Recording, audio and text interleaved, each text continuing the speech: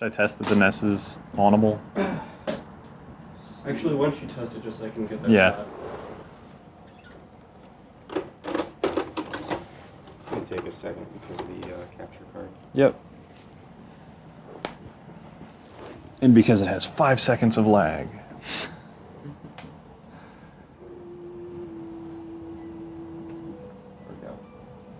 Oh, old games. So should I start? Ready? Yeah, it's good. All right. So I'm Ben Burbank. I'm a lead programmer on Costume Quest 2, and I really like the Mother games, including Earthbound, as it's known in the US. And I'm going to run through each of them a little bit. First one I'm going to start with is a reproduction of the Famicom game that got translated into English as the game known as Earthbound for the NES. This game never came out, but we have a copy. It's secret. This actually leaked out of Nintendo in about 1998. A group known as Demi-Force got a hold of Nintendo's completed translation. Oh, it didn't boot up. They got a hold of Nintendo's completed translation and put the ROM online and got everything going. This was a Zelda 2 cartridge a long time ago. Not a gold cart, one of the greatest hits not in gold carts. And I got a hold of a guy through the starmen.net forums who had an EEPROM burner back in like the early 2000s, and he would make you a reproduction cartridge for pretty cheap and print out a nice like Nintendo style label. So I got the original Earthbound logo from marketing materials that went out and burned the cartridge. The actual internal hardware is not too complicated. And you can still do that probably. There's probably still people doing that. Or you can play this game on an emulator, or if you can read Japanese, there's lots of options. So this game series was made by a guy named Shigesato Itoi. Not made entirely by him, but he was the writer. He was brought into Nintendo. He was an ad man in the late 70s and early 80s in Japan. And he's like one of the first writers to write a video game who wasn't just a programmer. So anyways, this is how this game would have started had it ever come out here, and we can talk a little bit about the beginning here. I've deleted all my saves, so we have a clean start. What is the boy's name? The default name is Ninten for this game, but I'm gonna go with Ben, which is a much better name. Also, I tend to prefer all caps names.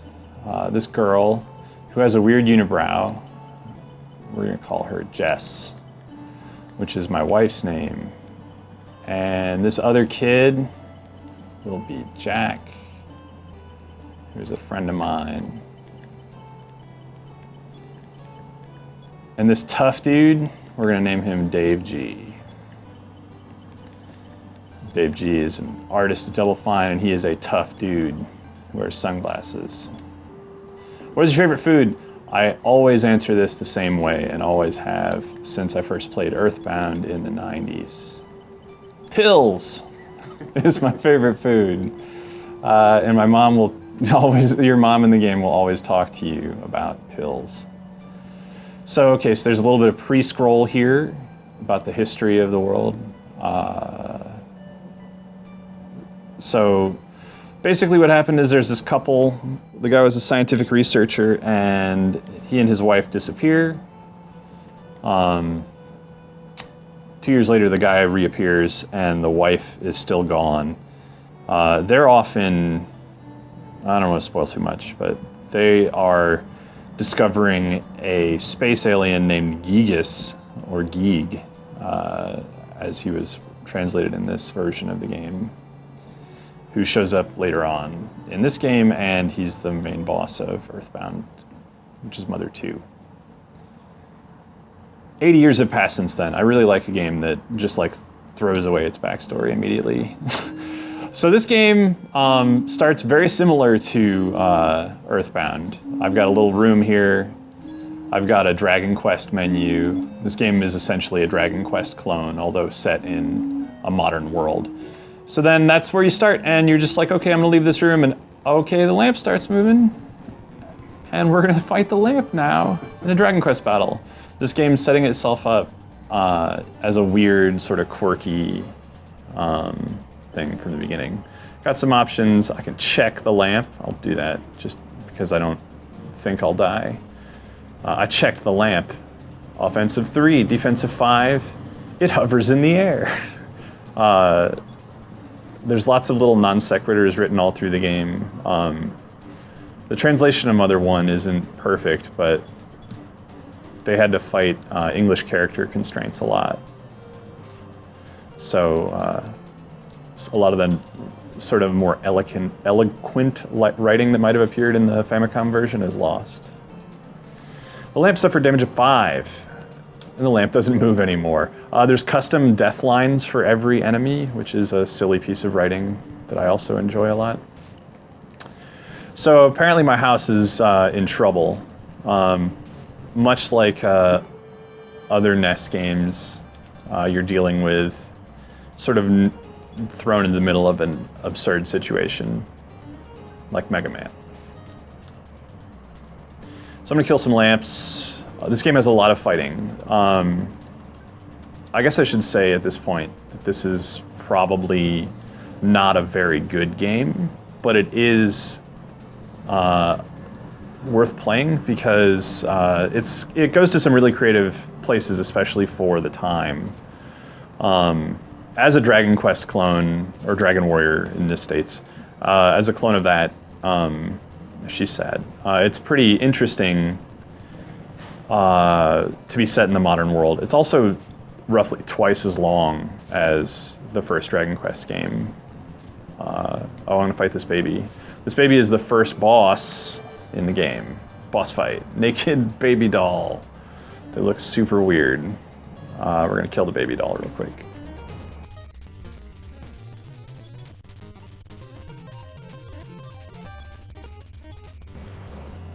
All right, doll doesn't move anymore. We win. So the level up music is the same in all of the Mother games. It's really a charming little melody, but we'll listen to it again on a better sound chip later. I guess I shouldn't say better, I should say a sound chip with more channels. The phenomenon has stopped for the moment. All right, I'm gonna talk to this girl, who is my sister. I was scared to death. Oh wow, check out what's hidden inside the doll. What do you think is hidden inside of the doll? An old music box. As the music box was wound up, oh, here's another part where I want music. Maybe I should just hold that. A melody began to play. So, there we go.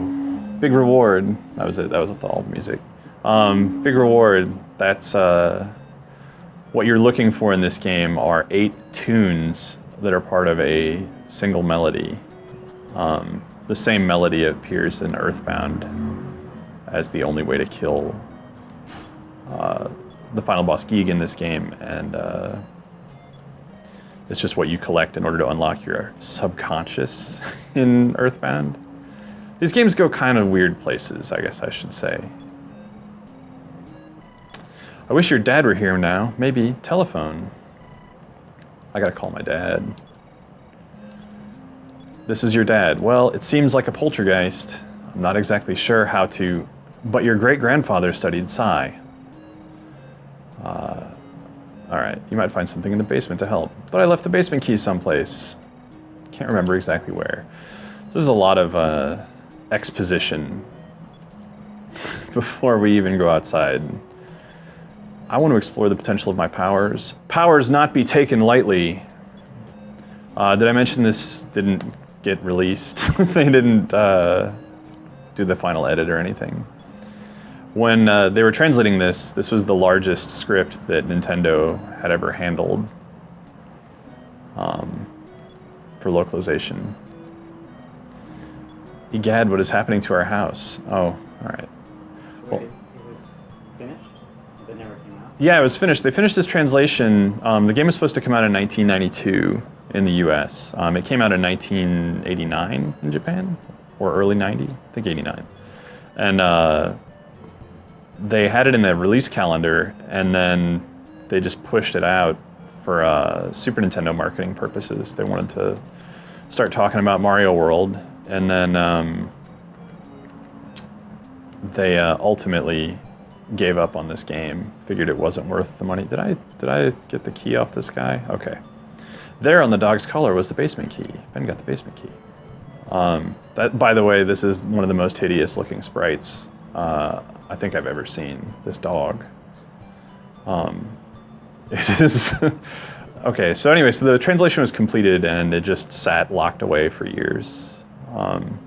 This series has a mild history of games getting pushed to other systems or not coming out, or not coming out in the United States, and it's sort of a big bummer because they're great. They're great games, and they're great in English, and they're about America for the most part. So it's super sad that we don't get them most of the time, other than Earthbound. I got a plastic bat. I'm gonna check this out real quick. GGF's diary, the great grandfather's diary. Let's read that real quick. The diary was hard to read, but opened up to this page. Password. The one who lost the tale. The forgotten one. The ship that sails. It's a little poem. And that's how this game starts. Pretty soon you go and you have to fight some zombies in a cemetery. I'm not going to stick to that because I mentioned earlier this game's kind of bad, and the reason it's kind of bad is because of its random encounter rate, to the point where, sorry, I want to talk to this lady, to the point where every few steps you're getting in a battle, until a couple hours in when you get an item that lets you not fight battles that you're just going to win on the first turn. But the whole process of just getting interrupted constantly gets really obnoxious. There's one now. I'm fighting a crow. The crow was localized for the United States. The crow, you'll note, has girls' shoes, which is weird, and they didn't take that out. But the crow in the Japanese version is smoking a cigarette, and they took that out. So yeah, this game had a full localization pass, not just translation, but they tried to clean it up for kids' ratings in the US. Oh, I didn't equip my bat. That was silly.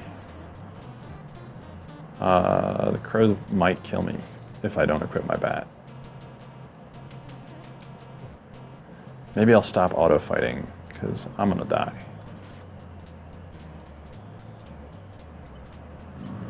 We're gonna run. The crow started laughing. I ran away, but it didn't work out. All right, I'm gonna try again. Oh, he killed me. All right, we're gonna just ignore the fact that I didn't equip the bat before I started walking and lost in my first random encounter. That same ending screen appears in Earthbound, by the way. We'll continue, let's see what happens. Ben returned once more to the fighting scene.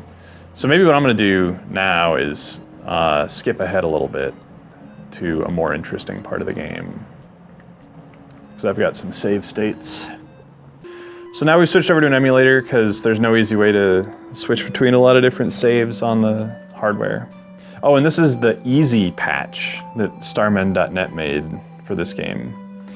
They made the game easy by not reducing random encounters, which is what I would have preferred, but by making it so that when you get in a random encounter, you get double experience, which is still good. Oh, so check this out. So this game, much like Earthbound later, has weird, like, fixed perspective and sort of crude shading and everything.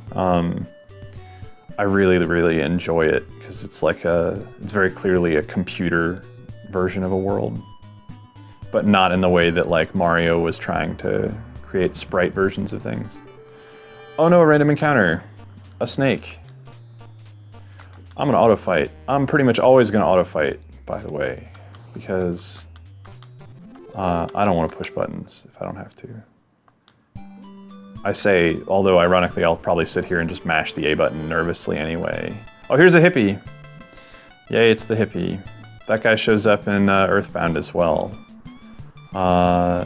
And is a weird relic of what Shigesato Itoi thought America was probably like.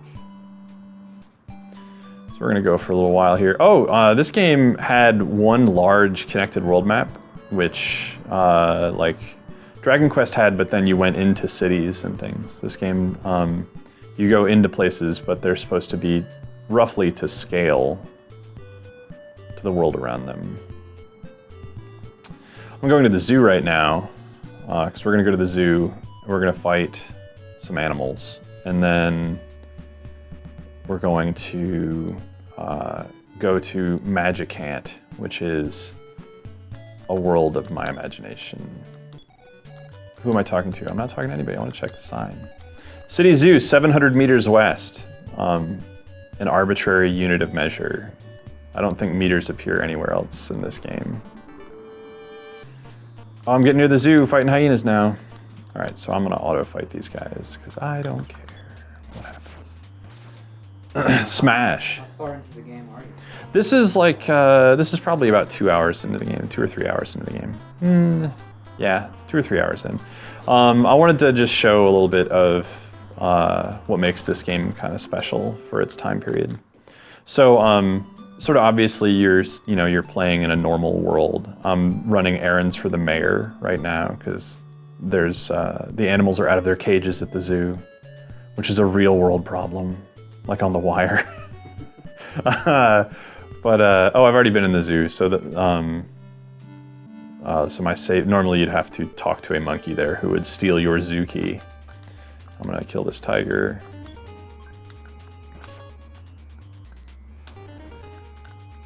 And you know what? I kind of think I might have already finished the zoo if I've already left the zoo. Oh, I hit the next level. There's my nice level up music. Makes me happy.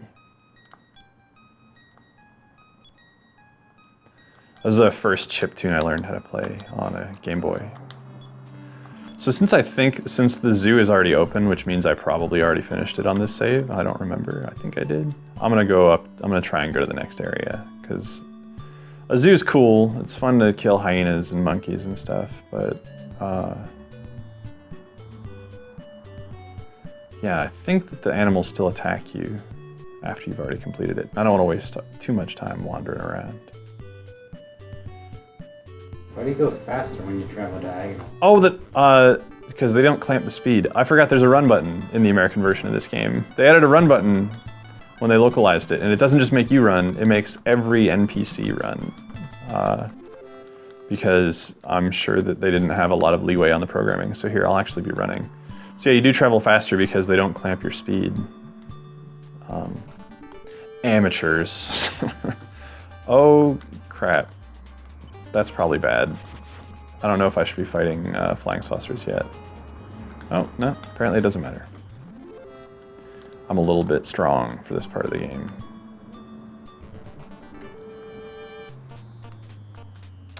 Crow A, Crow B. Well, I'm hoping to show you guys Magicant, but I gotta acquaint myself to this universe. So the Magicant that you go to in this game is different than the Magicant that you go to in Earthbound, and that is only important for fictional reasons. But the reason Magicant is cool is it's a subconscious realm, which is a, I think a kind of first in these games, in like early like Nintendo games. In Dragon Warrior and everything, you're always like going and doing a quest for a king. Anyway, one second. This guy's upset about the mayor not letting anybody pass. Oh, wait. Oh, so okay, so apparently I need to go finish the zoo, I'm sorry. A real one-way attitude if you ask me. All right, so I'm gonna run and talk.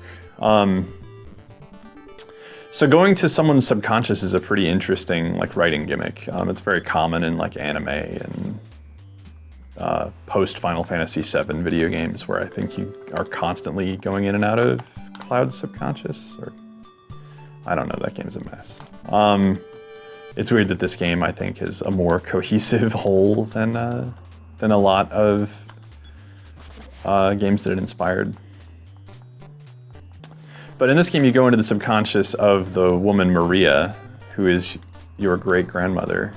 You go into her subconscious, and I guess she's maybe not your great-grandmother. She used to be married to your cars. She used to be married to your great-grandfather, but I don't know if they are, if you're actually blood related. I don't know if it gets into that detail. But you get to see what her like ideal world is like. That's neat. Oh my God. So you're seeing a little bit of the random encounter rate here. I love watching Let's Plays of this game because everyone tries to edit out the random encounters, but what happens is you hear the streamer always saying, "Oh goddamn!" and it cuts off right as they cut the stream because it's every 2 goddamn steps. I'm not kidding. I just want to go to the zoo. I need to fight a Starman in the zoo. Starman's making everybody crazy.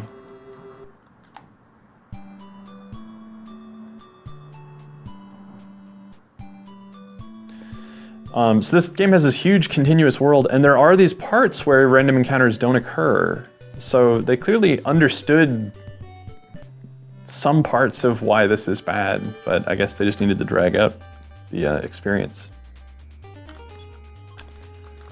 I'll fight a tiger.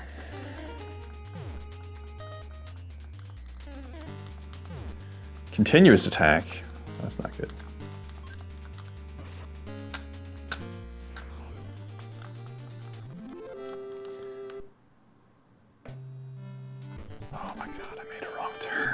So you make one wrong turn because you forget what you're doing because you're constantly getting random attacked and you're just doomed. I guess I could try running away. I'm stronger than all these fools.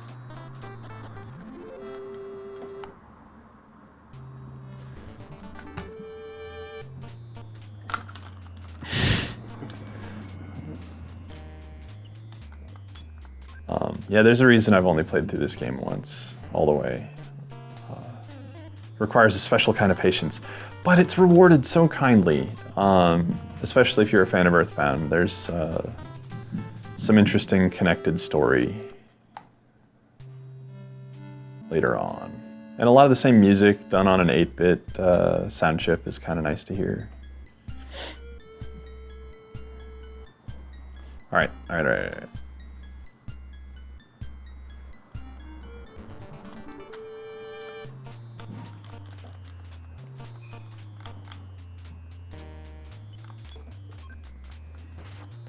So anyway, Mother is not my favorite game, but I do like it. Mother 1 is not my favorite game.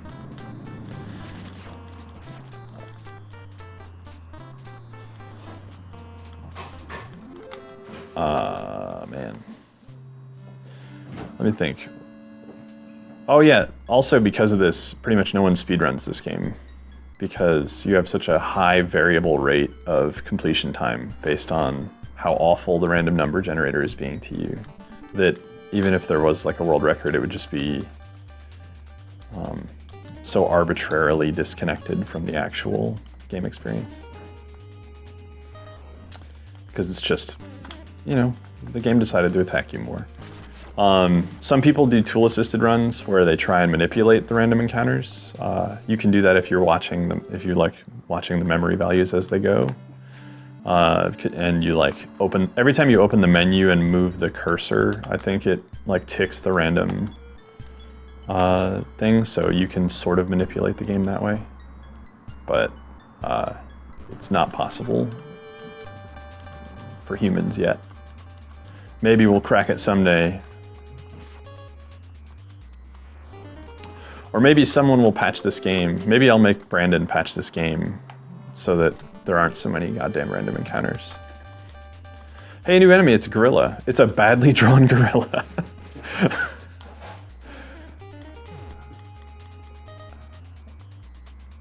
Oh, my HP is low. Oh, my auto fight healed me. All right. How do you feel like this compares to other stuff in the era, RPGs from the era? So, the random encounter rate isn't that different from Dragon Quest, but you are generally traveling much smaller distances before you go to somewhere interesting in Dragon Quest. This game, you take a lot of steps to get from one door to another, and you get hit a lot.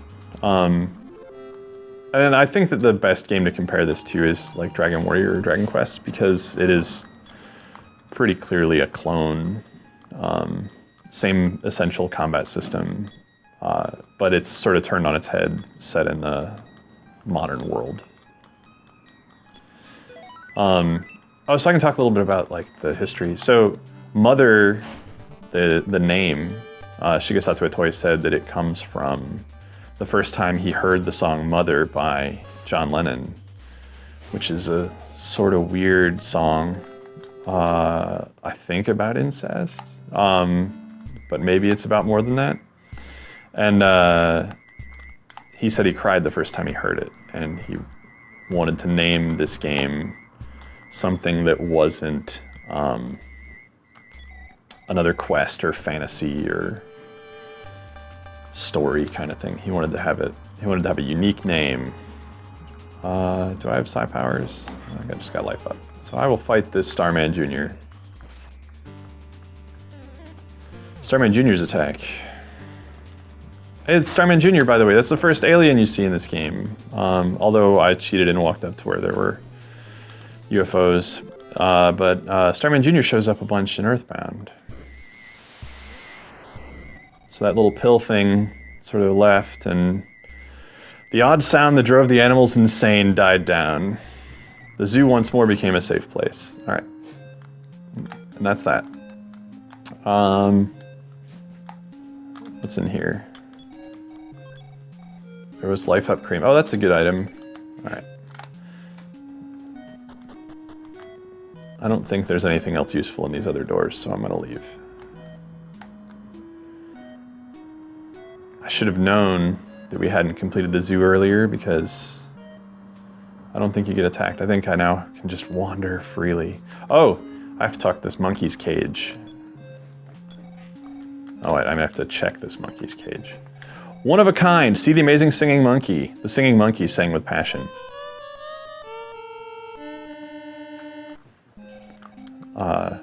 That sounds just as bad on hardware. Yeah. Oh, got caught on some flowers there. You were talking about the name Mother. Oh yeah. So what's that? So Earthbound is just a US marketing name. Mother has this other meaning where if you look at the Mother logo, which I got here,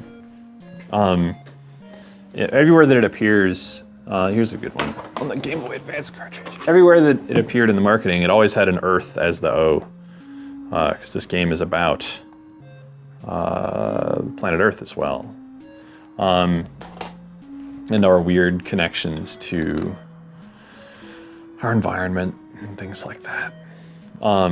Mother 3 is is like the most environmentally interesting game, I guess, or with an environmental message. But Mother 1 and 2 still have a lot of stuff about how weird our world and people that we know can affect it, and just, I don't know, everyday life is interesting.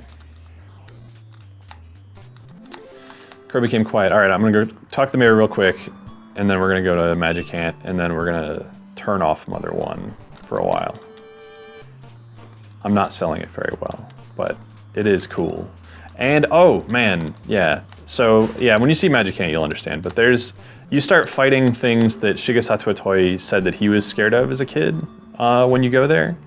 So in a large way, this game is sort of his Magic Ant. It's his memory of what it was like to be a kid.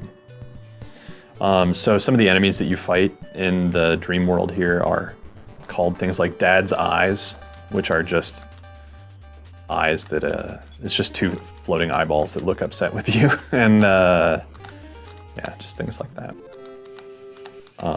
It's not as weird as some of the stuff you fight in Earthbound, which is like, you fight abstract art. Oh, here's Wally. I'm not really sure if he's pointing at us and there's weird foreshortening, or if his arm is like in a weird cradle shape. I don't really know, but we need to punish Wally real quick. And well, the best thing is if you wander around and grind in this area, you'll just keep fighting Wally and he will keep going back to normal. So clearly something's wrong with Wally. All right, so here's the mayor's office. This lady says, "I've heard a rumor about a Wonder Girl. She will help you on your trip." All right, so here's the mayor. "Wife, it's not our hero Ben. You have tiger droppings on your clothes." Haha, just joking. Now run along. That's what he says. That I saved us from the zoo. That's all he says. But now the cops that are blocking the road up ahead will leave us alone.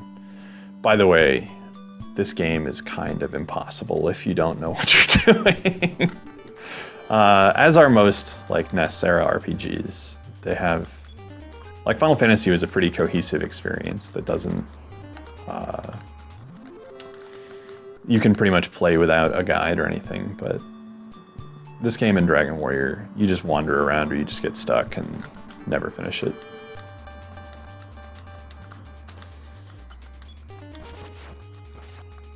All right, Smash. I love the Smash font. I love that they spent time to put that in this game. That was also in the Japanese version, it said Smash. It's nice that they keep that through the whole series.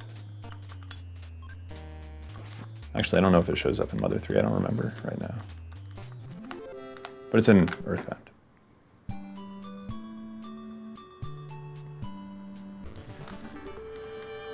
Oh my god. All right, so also you'll note the run button I am employing quite a bit. The Japanese version didn't have a run button, and you just had to take twice as long to get everywhere with the same encounter rate.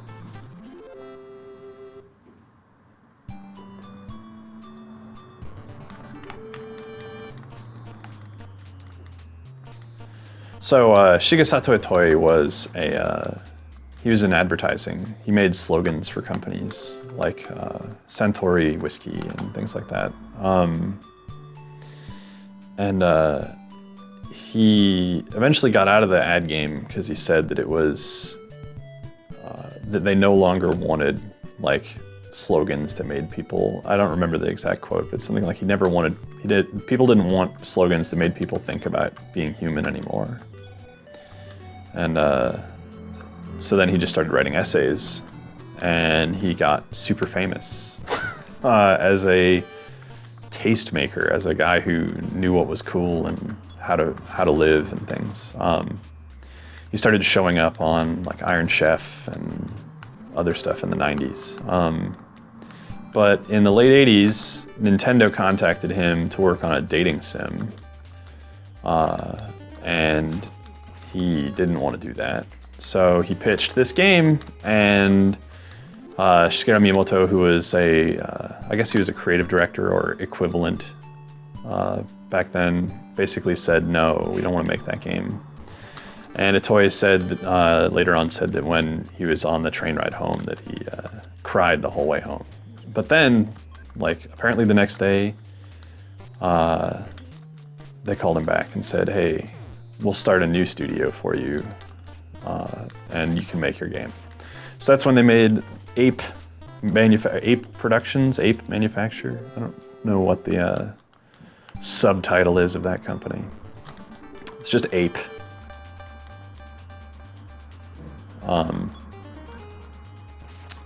And he got to work on this game. It took like 18 months, I guess, they made this thing.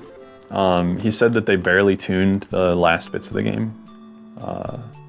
That they just pretty much had to ship. And then it went into localization a few years later, and then disappeared, as I've mentioned.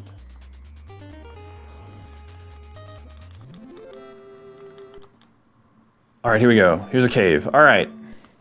Now this game gets interesting. So,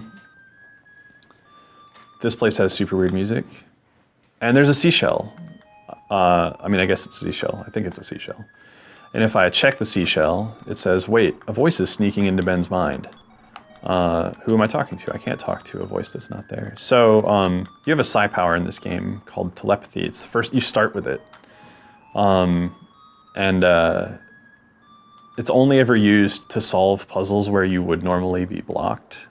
Like people asking you things like, what am I thinking of right now? And then you can do it, and then they'll give you an item or something. So yeah, this asks, who has lost his tail? Finding the entry in great-grandfather's diary, which we looked at earlier, Ben read out loud. The forgotten one of the ship that sails, whatever. So now we're in Magicant. Because the seashell warped us here. I'm a swimming cat. Have you heard of a magic candy that gives strength and power to a helpless child? No. I see, but you are not helpless, so you don't need it. This place is really weird. Now we're in this like weird dream world I mentioned. Let's see what these people say. I don't remember what all these people say. Pull out a red weed and place it in the fountain, it will turn into a magic herb.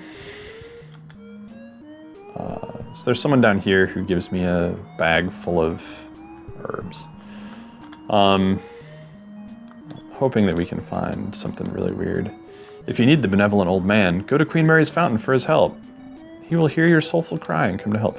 So this place is a lot more like the video games of the era. If you think of like Zelda 1 and Zelda 2 have these sort of weird fictions built up. This is a weird fantasy world that's like those.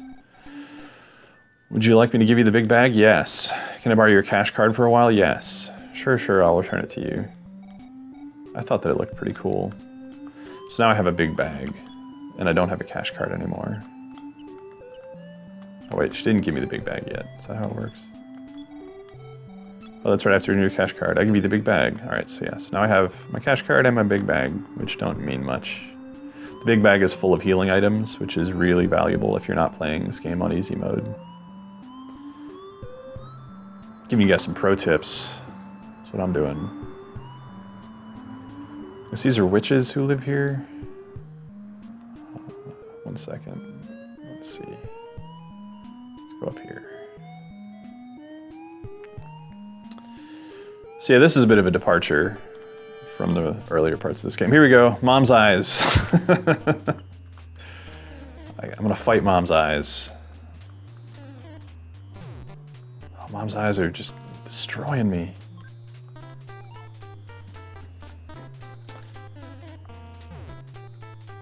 Oh, we're gonna die.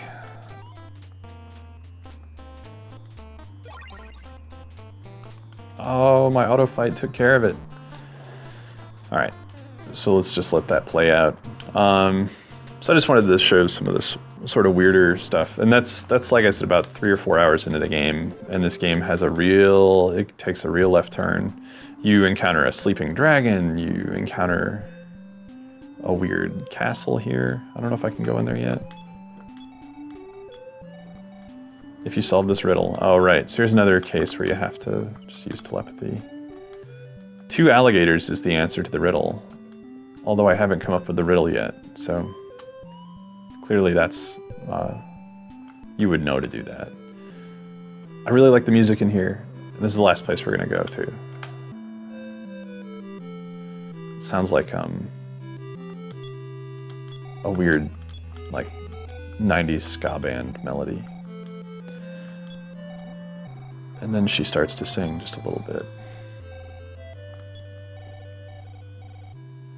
And wakes in a sweat. All right, I'm gonna leave this place. There's a queen here who you talks to, and she says you need to go collect the 8 notes. But notes don't make sense. Oh my god, I can't remember. I can't remember the path.